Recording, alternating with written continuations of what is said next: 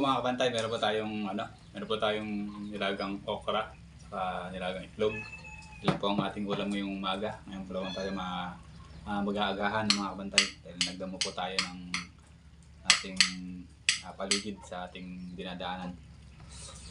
Pakukan po natin ay suka at saka toyo at paminta lang. Wala tayong sili. Wala tayong ngayong dito, bunga ng sili. Hindi pa namumunga ating sili. Yan.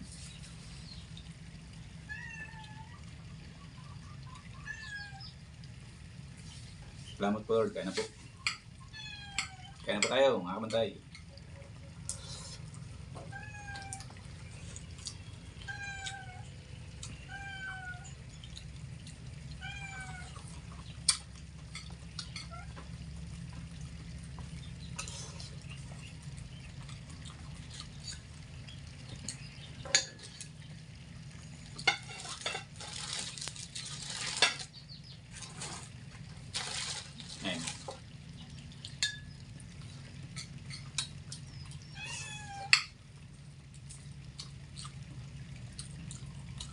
Duho na natin mga kabantay, log ng ating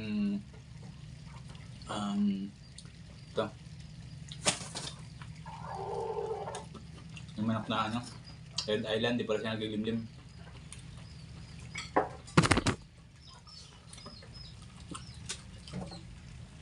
Wala pa tayo naglilimlim ng mga manok, kaya masayang lagaan natin.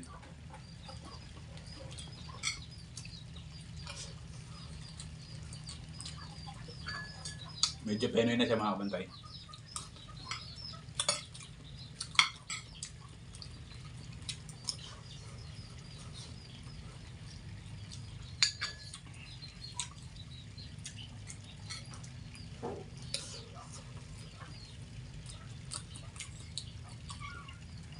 Apat na itlog ang ating ulam.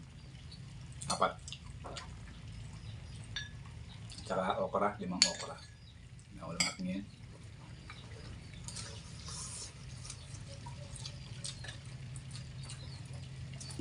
Wala tayong papagana kumain. Sarap na may sili.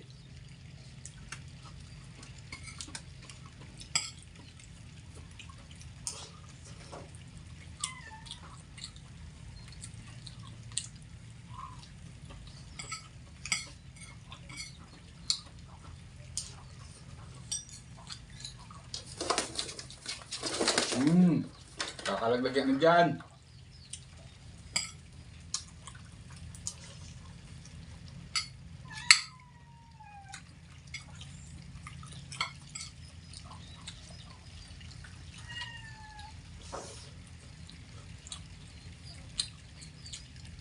Ang haba ng okra.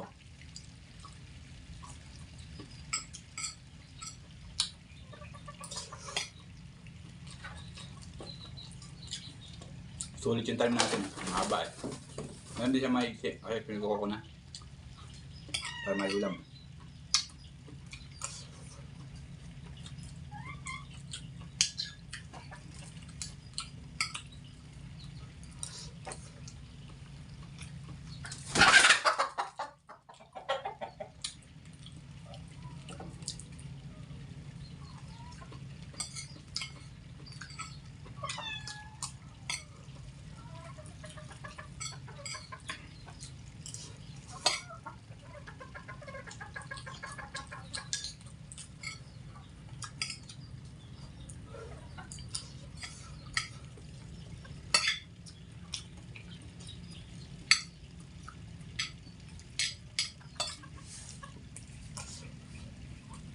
Hindi masarap yung suka. Ano siya yung suka? Bumibili na lang ako, kaya hindi masarap. Hindi siya maasim.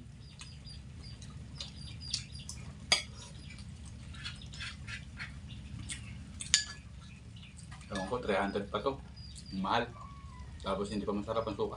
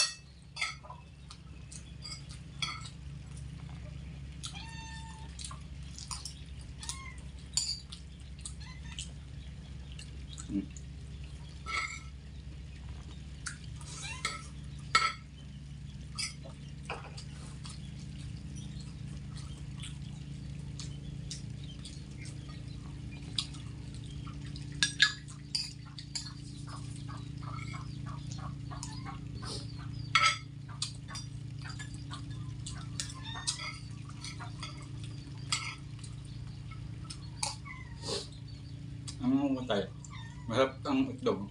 Pagka yung suka natin na ano, yung asim. Masarap siyang ano ng ano sa itlog. Ngayon, hindi masarap, di ako sarapan. Hindi, wala kasing asim yung suka.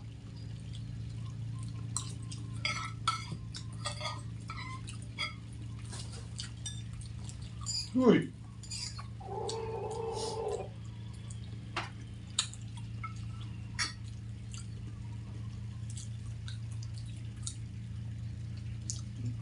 Tapos na po tayo kumain. Maraming salamat po sa lahat po ng mga sumusuporta sa akin. Thank you very much po lahat. Mula po tayong tabig.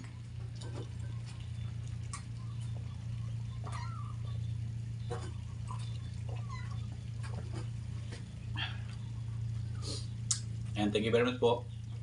At nawa po ay magpalain po tayo lahat ng Panginoon sa pang-araw-araw nating ginagawa. No po. At bigyan tayo ng maraming biyaya sa pang-araw-araw. And thank you po sa lahat ng mga kaibigan ko, lahat ng mga sumusuporta sa vlog ko. Thank you very much po. Yan, shoutout po sa lahat. Bye bye mga chup-chup!